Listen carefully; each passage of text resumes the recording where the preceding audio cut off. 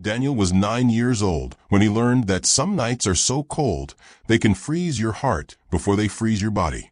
The fire that killed his parents happened on a December night, when frost covered the windows of their small house on the outskirts of town. He remembered waking to the smell of smoke, his mother scream, his father pushing him through a window. He remembered landing in the snow, turning back, and seeing flames swallowing everything he had ever known. The authorities found him sitting in the garden at dawn, covered in soot, staring at the blackened skeleton of what had been his home.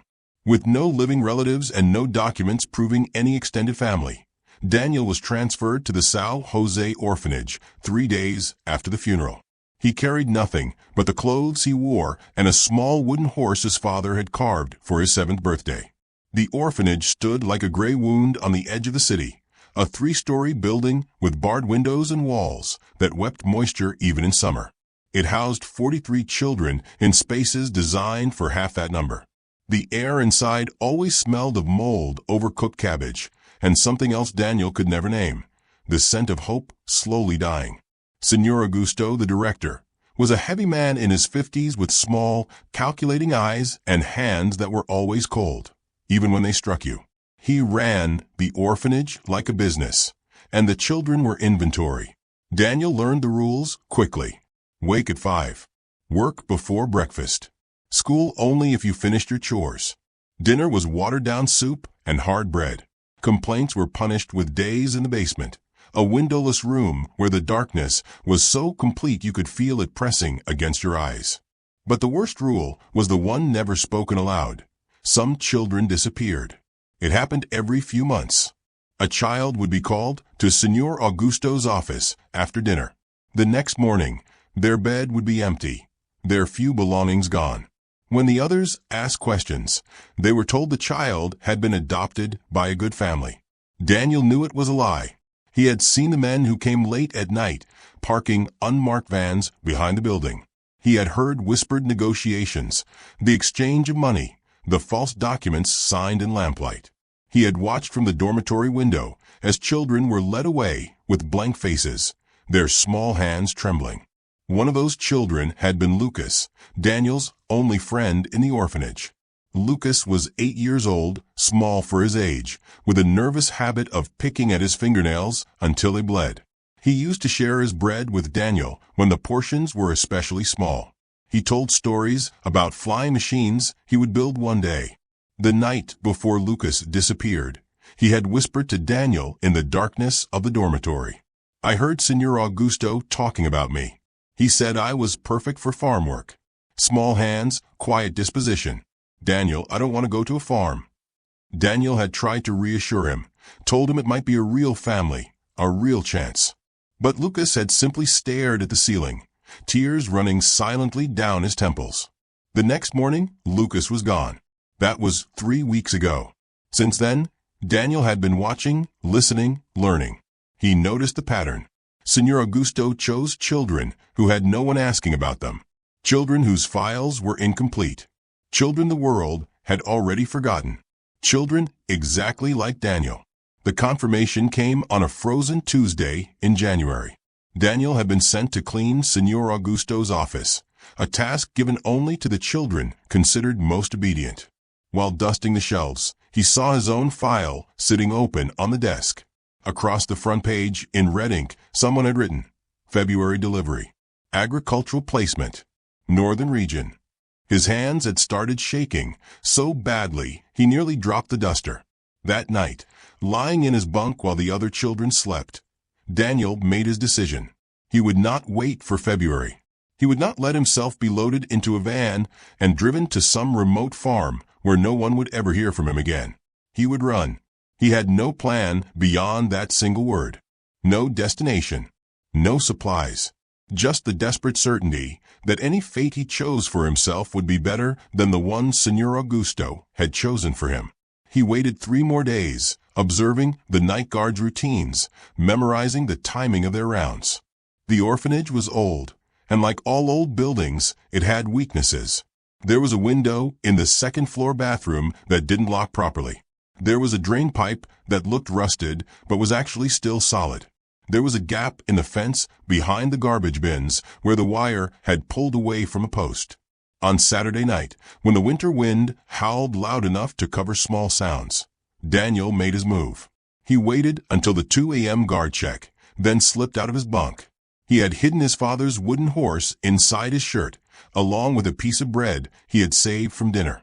He wore 2 pairs of socks, and his only sweater under his thin jacket.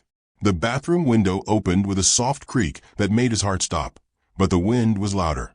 He squeezed through, felt his hands close around the cold metal of the drain pipe, and began to descend. Halfway down, his foot slipped. For 1 terrible second he was falling. Then his hands caught a lower section of pipe and held. His palms burned, but he didn't let go. When his feet touched ground, he crouched behind the garbage bins, breathing hard, waiting for shouts, for flashlights, for the heavy footsteps of guards running toward him. Nothing. Just wind and darkness, and the pounding of his own heart. He found the gap in the fence and pushed through, feeling the wire scrape across his back.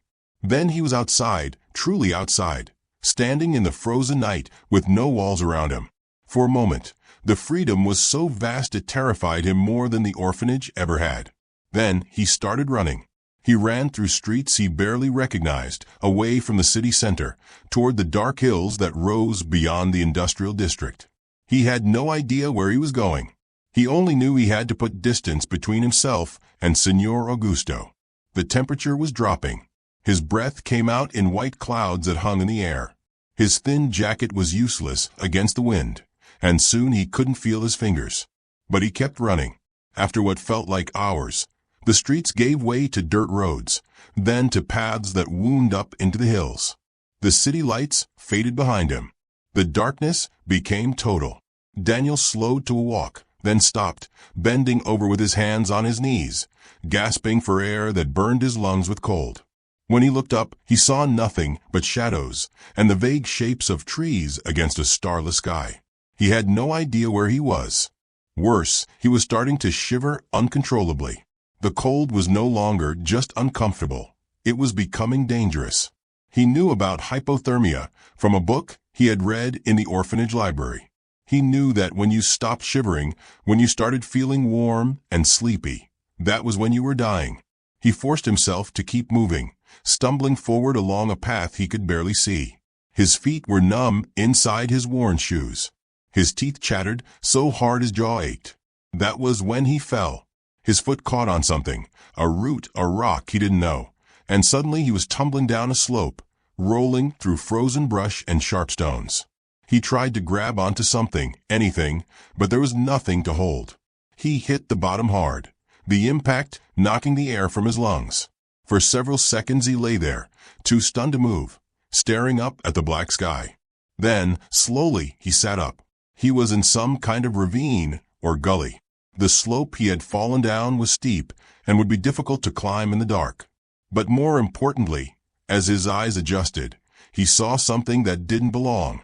A structure, rising out of the hillside like a broken tooth, barely visible against the darkness, was what appeared to be the top of a wooden water wheel. But it was wrong, tilted at an impossible angle, half buried in earth and dead vegetation. Daniel got to his feet unsteadily and moved closer.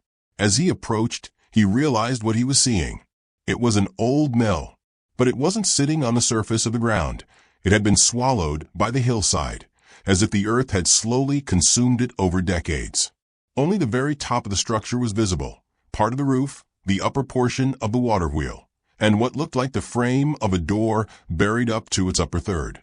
Someone had tried to bury this place, or the land itself had decided to hide it. Daniel moved around the half-buried structure, looking for a way inside. The cold was making it hard to think clearly, but some survival instinct told him that shelter, any shelter, was better than freezing to death in the open. On the north side of the mill, where the hillside sloped differently, he found it. The door, partially visible, angled downward into the earth. It was made of heavy wood, swollen with moisture and age. There was no lock, just an iron handle crusted with rust. Daniel grabbed the handle with both hands and pulled. Nothing. He braced his feet against the doorframe and pulled harder, feeling something in his shoulder strain. The door moved an inch, then another. Frozen hinges groaned. Ancient wood scraped against stone. Then suddenly it swung open. A wave of cold air rushed out, carrying the smell of earth, old wood, and something else. Something that had been sealed away for a very long time. Daniel stood at the threshold, peering into absolute darkness. He knew this was dangerous. The structure was buried, unstable. It could collapse. There could be nothing inside but dirt and decay. But the wind was picking up, and his body was shivering so violently he could barely stand. He took a breath and stepped inside. The darkness swallowed him completely. He stood still for a moment, waiting for his eyes to adjust, but there was simply no light at all. He moved forward slowly, hands outstretched, feeling the walls. Stone on his left, wood on his right. The floor beneath his feet was surprisingly solid. He took another step, then another. His hand touched something that wasn't stone or wood. Something smooth and cold. Metal. His fingers traced the shape. It was a lantern, hanging from a hook on the wall. Hope surged through him. If there was a lantern, there might be matches, oil, something. He carefully lifted the lantern down and shook it gently. Liquid sloshed inside. But matches, where would there be matches? He felt along the wall, running his hands over shelves, over surfaces he couldn't see. His fingers touched glass jars, metal tools, cloth that disintegrated at his touch. Then, in what felt like a small alcove, his hand closed around a metal box. He opened it carefully and felt inside. Matches. His hands were shaking so badly it took 3 tries to strike one. The flame flared, blinding him for a second. Then, as his eyes adjusted, he saw the space around him and froze. He was standing in the interior of the mill, but it wasn't empty. It wasn't abandoned. It was preserved. The main chamber was circular, built around the central shaft of the water wheel mechanism. Wooden beams crisscrossed the ceiling. The walls were lined with shelves, and on those shelves were objects that didn't belong in a mill. Books, dozens of them, protected in sealed containers. Folded blankets, preserved food in glass jars. And on a small wooden table near the center of the room, carefully arranged as if waiting for someone, were things that made Daniel's breath catch. A child's coat, a pair of small boots, a tin cup, a notebook. The match burned down to his fingers, and he dropped it wincing. In the darkness, he fumbled to light the lantern properly. After several attempts, the wick caught, and warm light filled the space. Daniel turned slowly, taking it all in. This wasn't just an abandoned mill. Someone had lived here, or hidden here. Someone small, someone like him. He moved to the table and picked up the notebook. The cover was water-stained, but intact. On the first page, written in careful child's handwriting, were 3 words. Sofia's safe place. Below that, a date. June 14, 1954. Daniel's hands trembled as he turned the page. The entries were short, written in Portuguese. Some words misspelled in the way a child learning to write might misspell them. He read the first entry. I found the mill today. It's buried in the hill and nobody knows it's here. I can hide here when Father Domingos gets angry. I brought a blanket and some bread. Tomorrow I will bring more things. This will be my safe place. Just mine. Daniel felt something tight in his chest. He turned to the next entry. Father Domingos hit me again today because I dropped the water bucket. My arm hurts, but I came to the mill and it's quiet here. Nobody can hurt me here. I wish I could stay forever. The next entry. I found out what they do with the older children. They sell them. Rosa told me before she disappeared. She said Father Domingos has men who come at night and take children to work in bad places. I am 9 now. Soon I will be old enough. I need to run away before they sell me. Daniel's blood ran cold. This was the same as the orphanage, the same pattern, the same evil. 50 years ago, a girl named Sofia had been exactly where Daniel was now. He kept reading. The entries became more desperate. I heard Father Domingos talking about me. He said I am small but strong, good for factory work. I don't want to go to a factory. I don't want to leave, but I can't stay. I have been bringing supplies to the mill. Food, blankets, matches. If I run away, I will come here. Nobody knows about this place. I will be safe here. Tomorrow they are coming for me. Father Domingos told me to pack my things. He said a nice family wants me, but I know he is lying. I know what happens. Tonight I will run. The next page was different. The handwriting was Messier, written in obvious haste. I ran. I made it to the mill. It's night and I'm scared, but I'm safe. They won't find me here. I'll wait until they stop looking. Then I'll go far away. I'll find a new city where nobody knows me. I'll be free. Daniel turned the page. Blank. He turned another page. Blank. He flipped through the rest of the notebook. Every remaining page was empty. Sofia had stopped writing. Daniel set the notebook down carefully and looked around the mill with new eyes. Had she stayed here? Had she survived? Where did she go? The lantern light caught something on the far wall near the base of the water wheel mechanism. Daniel moved closer. It was another door, smaller than the main entrance, almost hidden in the shadow of the machinery. He approached it slowly and tried the handle. Locked. No, not locked. Stuck. He pulled harder, and it opened with a shriek of rusted metal. Behind it was a narrow passage, leading deeper into the hillside. A tunnel. Daniel held the lantern forward, illuminating rough stone walls and a floor that descended at a slight angle. This was an escape route. Sofia must have dug it, or found it, or expanded it. But where did it lead? Daniel stood at the threshold of the tunnel, holding the lantern, his mind racing. He should stay in the main chamber. It was warmer here, safer. Morning would come eventually, and he could figure out what to do next. But something pulled at him. Sofia had left this place. She had written that she would run far away, find a new city, be free. Had she made it? Or had something happened in this tunnel? The wind outside was howling now, and Daniel could feel cold air seeping through the buried door he had entered. The temperature inside the mill was dropping. He made his decision.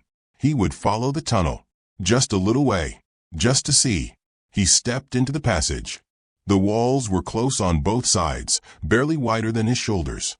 The ceiling was low, forcing him to hunch slightly. The stone was damp and cold. He walked slowly, holding the lantern ahead of him, watching where he placed his feet. The passage went on for what felt like a long time, descending gradually. At some points, it narrowed so much he had to turn sideways to squeeze through. At others, it opened into small chambers carved from the rock. In one of these chambers, he found something that stopped him cold. A pile of small bones. He froze, staring at them, for several terrible seconds, his mind filled with the worst possibility. Then he looked closer and felt relief flood through him. Animal bones. A fox, maybe, or a large cat. Something that had crawled into the tunnel and died. Not Sofia. He kept moving. The passage began to slope upward now, and the air felt different, fresher, colder. Then he saw light. Not lantern light. Natural light. Gray and weak, but real. He moved faster, and suddenly the tunnel opened up. He stepped out into the pre-dawn air. He was on the other side of the hill, far from where he had entered the mill. Below him, he could see a different part of the city, one he didn't recognize. And closer, just a few hundred meters down the slope, he saw buildings. A neighborhood, houses with lights beginning to turn on as people woke for the day. Daniel turned back to look at the tunnel entrance. From the outside, it was completely invisible, hidden behind brush and fallen rock. If you didn't know it was there, you would never find it. Sofia had built a perfect escape. But had she used it? And if she had, where was she now? Daniel stood there as the sky slowly lightened, thinking about the girl who had been in his exact situation 50 years ago. She had been 9. She had been scared. She had been running from people who wanted to sell her. She had found the mill, just as he had. She had prepared to escape, just as he was doing now. But then what? As the sun began to rise, Daniel realized something that filled him with both hope and deep sadness. He would probably never know what happened to Sofia. But he could honor her memory by doing what she had tried to do. survive, escape, find freedom. He looked down at the neighborhood below. Somewhere in that city was someone who could help him. A police officer who wasn't corrupt. A social worker who actually cared. A family who might take in a runaway orphan. He just had to find them. He started down the hillside toward the houses. Behind him, the buried mill remained hidden in the earth, keeping its secrets, waiting for the next lost child who might need shelter. Daniel didn't know that Señor Augusto had already discovered his absence. He didn't know that the director had called in favors, contacted men who specialized in finding runaways, offered rewards for information. He didn't know that the search had already begun. But for now, walking toward the waking city with the sunrise at his back, Daniel felt something he hadn't felt in a long time. Not quite hope, not yet safety, but possibility. The wooden horse was still tucked inside his shirt, pressed against his heart. His father had carved it for him when he was 7, telling him that horses were symbols of freedom and strength. Daniel walked faster. The first house he came to had a light on in the kitchen. Through the window, he could see a woman making coffee, moving slowly in the early morning quiet. He stood at the gate, gathering courage. Then he heard it, the sound of an engine. He turned and saw a van coming up the road, moving slowly, a white van with no markings. His heart stopped. The van slowed as it approached him. The window rolled down. A man leaned out, a man Daniel didn't recognize, but whose expression he knew well. The look of someone hunting for something valuable. "Kid," the man called. "You lost." Daniel backed away. "It's okay," the man said, opening the door. "We're looking for a boy from the orphanage. São José, your director is very worried about you." Daniel turned and ran. He heard the man shout, heard the van door slam, heard footsteps behind him. He ran between houses, through a narrow alley, over a low fence. Behind him, 2 men were chasing him now. He burst out onto a larger street and nearly collided with a woman carrying groceries. "Help me," he gasped. "Please, they're trying to take me." But the woman just stared at him, confused and frightened by the wild-eyed child grabbing at her arm. The men were getting closer. Daniel ran again, his lungs burning. He turned a corner and saw, at the end of a street, something that made him change direction. A church. Its doors were open. He sprinted toward it, feeling the men closing in behind him. He ran up the steps and through the doors. Inside, the church was dim and quiet. A few people sat in the pews. An old priest was lighting candles at the altar. Daniel ran down the center aisle, his footsteps echoing. The priest turned, surprised. "Please," Daniel said, his voice breaking. "Sanctuary. I need sanctuary." The priest looked at him, then at the 2 men who had just entered the church, breathing hard. "There you are," one of the men said, trying to sound calm. "Come on, kid. Time to go back." "He's running from the orphanage," the priest said quietly. "That's right, Father. We're here to bring him back safely."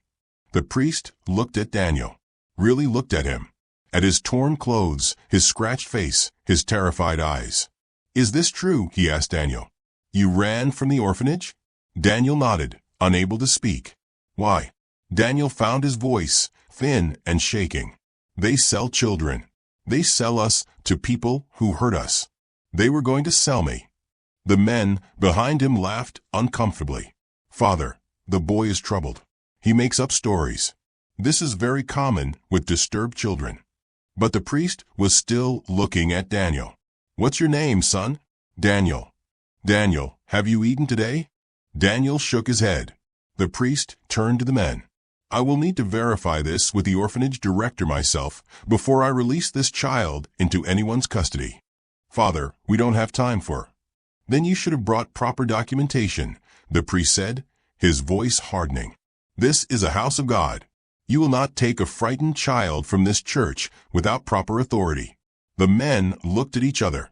"We'll be back," one of them said, "with the director and the police." They left. The priest waited until they were gone, then turned to Daniel. "Come with me."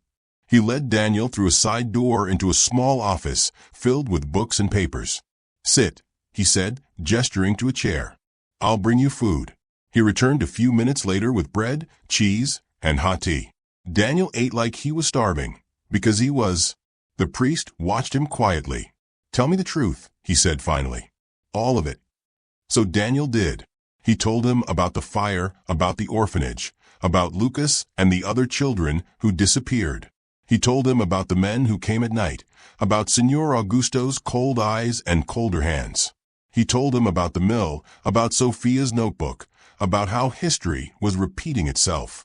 When he finished, the priest was silent for a long time. "I have heard rumors," he said finally, "about the São José Orphanage, about children who vanish. But I had no proof. And without proof." He trailed off, looking old and sad. "I have proof," Daniel said. He reached into his shirt and pulled out Sofia's notebook, which he had taken from the mill, without really thinking about it. The priest read it slowly, his expression growing darker with each page. When he finished, he closed the notebook carefully. "This is 50 years old," he said. "The same thing is happening now," Daniel replied. "To me. To other children. It's still happening." The priest stood up. "Stay here. Lock the door after I leave. Don't open it for anyone but me." "Where are you going?" "To make some calls.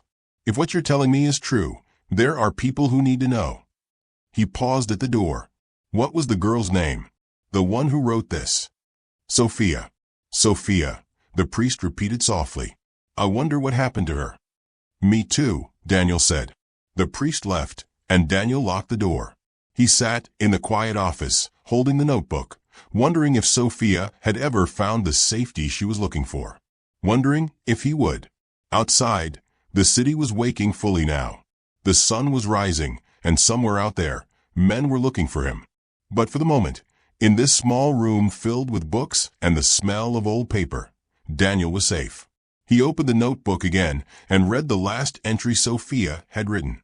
"I'll wait until they stop looking, then I'll go far away. I'll find a new city where nobody knows me.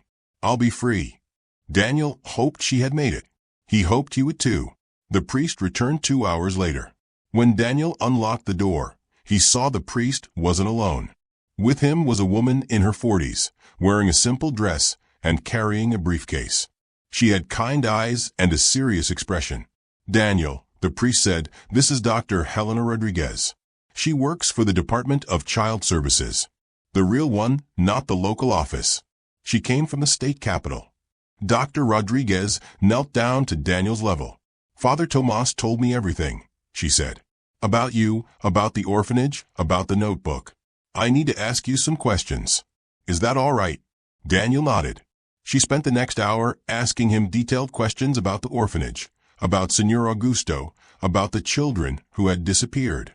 She wrote everything down, asked for names, dates, descriptions. She handled the notebook like it was precious evidence, which Daniel supposed it was. Finally, she stood up. "Daniel, what you've told me matches reports we've been receiving for months. We've been investigating the São José Orphanage, but we haven't had anyone willing to testify. The children were too frightened. The adults were too corrupt or too scared." She paused. "You're very brave." "I'm not brave," Daniel said quietly. "I'm just tired of being scared." Dr. Rodriguez smiled sadly. "That's the same thing." She turned to Father Tomas. "I'm placing Daniel in protective custody while we investigate. The orphanage will be raided tonight. We'll document everything, recover whatever records they haven't destroyed, and hopefully locate some of the missing children." "What happens to Daniel?" the priest asked. "He'll stay in a safe house with a foster family I personally trust. When this is over, we'll find him a permanent placement. Somewhere far from here. Somewhere safe." She looked at Daniel. "You'll never have to go back to that place." Daniel felt something break open inside him. Not quite relief. Not quite joy. Something more complicated. "What about the others?" he asked. "The children still there?" "They'll be removed today," Dr. Rodriguez said. "Placed in temporary care while we assess each case." "This is over, Daniel. You stopped it." "I didn't do anything," he said. "I just ran." "You survived," she replied. "And then you spoke up. That's everything." That afternoon, Daniel was taken to a house on the other side of the city. The foster family was an older couple, the Silvas, who had been fostering children for 20 years. They gave him a room of his own, with a real bed and clean sheets. They gave him new clothes. They gave him food and asked nothing in return. That night, lying in a soft bed in a warm room, Daniel thought about Sofia again. He hoped she had found a family like this. He hoped she had grown up safe and loved. He would probably never know. But he decided to believe it anyway. Because sometimes, when you're 9 years old and you've just survived something terrible, you need to believe that happy endings are possible, even if you can't prove them. 2 weeks later, Daniel was sitting in the Silva's living room doing homework when Dr. Rodriguez arrived unexpectedly. She looked excited. "Daniel, I need to show you something."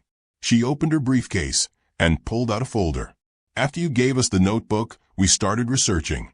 We found records from 1954. A girl named Sofia Mendez disappeared from the São Miguel Children's Home. Same situation as yours. Abuse, exploitation, selling of children." "Did they find her?" Daniel asked. "No official record of her after she ran away," Dr. Rodriguez said. "But we kept looking, and we found this." She handed him a photograph. It was old, black and white, dated 1962. It showed a young woman, maybe 18 years old, standing in front of a university building. She wore a graduation cap and gown and was smiling. On the back, in neat handwriting, someone had written, "Sofia Mendez, graduated with honors, nursing degree." Daniel stared at the photograph. "Is it her?" "We can't be completely certain," Dr. Rodriguez said. "But the age is right. The name is right. And look at this." She pulled out another document. It was a newspaper clipping from 1975. The headline read, "Local nurse honored for work with abandoned children." The article described Sofia Mendez, a nurse who had dedicated her career to helping children in stay care, particularly those who had experienced institutional abuse. The article included a quote, "I understand what these children are going through because I lived it myself. I ran away when I was 9 years old, and someone helped me when I had nowhere to go. Now I'm returning that kindness." Daniel read it twice. "She made it," he whispered. "Yes," Dr. Rodriguez said. "She did." "Is she still alive?" "We're trying to locate her. The trail goes cold after 1998. She would be in her 60s now." "But Daniel, there's something else." She pulled out one more document. Before Sofia Mendez retired from nursing, she established a small foundation. It provided emergency grants to runaway children, helping them with food, shelter, and legal assistance. She paused. "The foundation still exists. It's small, mostly inactive now, but the funding is still there." "Why are you telling me this?" Daniel asked. Dr. Rodriguez smiled. "Because according to the foundation's charter, if Sofia is deceased or can no longer manage it, the foundation passes to whoever needs it most. Someone who understands its purpose." She looked at him meaningfully. "Daniel, when you're older, if you want to, you could run that foundation. You could help other children the way Sofia helped herself. The way she helped you, even though she never knew you." Daniel looked down at the photograph of the young woman in the graduation gown. She had survived. She had escaped. She had built a life and used it to help others. He thought about the mill, buried in the hillside, keeping its secrets. He thought about the notebook, Sofia's handwriting documenting her fear and her courage. He thought about the fact that he was sitting here, safe and cared for, because he had followed in her footsteps. "I want to," he said. "When I'm old enough, I want to help." Dr. Rodriguez nodded. "I thought you might." That night, Daniel wrote in a new notebook the Silvas had given him. He wrote about the fire, about his parents, about the orphanage. He wrote about running through the frozen night and finding the mill. He wrote about Sofia and the tunnel and the priest and Dr. Rodriguez. He wrote about being scared and being saved. On the last page, he wrote something for whoever might read it someday. "If you're reading this and you're scared, know that you can survive. Run if you have to. Hide if you need to. But don't give up. Somewhere out there is someone who will help you. Maybe you just haven't found them yet. I found them. Sofia found them. You will too." Years passed. Daniel was adopted by the Silvas permanently. He went to school, made friends, learned to laugh again. The nightmares faded slowly but steadily. When he turned 18, Dr. Rodriguez contacted him. "We found her," she said. "Sofia." "Yes. She's alive, living in a small coastal town. She's 71 years old now. And Daniel, she wants to meet you." 2 weeks later, Daniel stood outside a small blue house near the ocean. His hands were shaking. The door opened and a small, elderly woman with white hair and bright eyes looked at him. "Daniel," she said. "Yes." She smiled, and in that smile, he saw the same determined girl who had written in the notebook all those years ago. "Come in," Sofia said. "I've been waiting to meet you." They sat in her living room drinking tea, and she told him her story. She had escaped through the tunnel and made it to a nearby city. A kind teacher had found her sleeping in a park and took her in, helped her, protected her. She finished school, went to university, became a nurse. She never forgot where she came from. "The mill saved my life," she said. "I always meant to go back, to make sure it was still there for someone else who might need it. But I was afraid of what I might find, afraid of the memories." "I found it," Daniel said quietly. "It's still there, exactly as you left it." Sofia's eyes filled with tears. "And it saved you too." "Yes." They sat in silence for a moment. Then Sofia reached over and took his hand. "I'm so glad you survived, Daniel. I'm so glad you fought back. I'm so glad you're here." "I'm glad you're here too," Daniel said. Before he left, Sofia gave him something. It was a key. "This is for the foundation," she said. "It's yours now. Use it well. Help as many children as you can." Daniel took the key. "I will," he promised. And he did. Over the next 30 years, Daniel expanded Sofia's foundation into a national organization that helped thousands of children escape abuse and exploitation. He never forgot the mill. He never forgot the frozen night when he had nothing and nowhere to go. He never forgot that sometimes the places that save us are the ones we stumble into by accident in our darkest moments. The mill remained buried in the hillside, hidden and waiting. And every few years, when Daniel felt lost or overwhelmed, he would hike back to that place, slip through the tunnel, and sit in the quiet darkness of the main chamber. He would think about Sofia writing in her notebook by lantern light. He would think about all the frightened children who had found refuge in unexpected places. And he would remember that survival is not just about escaping danger. It's about carrying the memory of your escape forward and using it to light the way for others who are still running through the dark.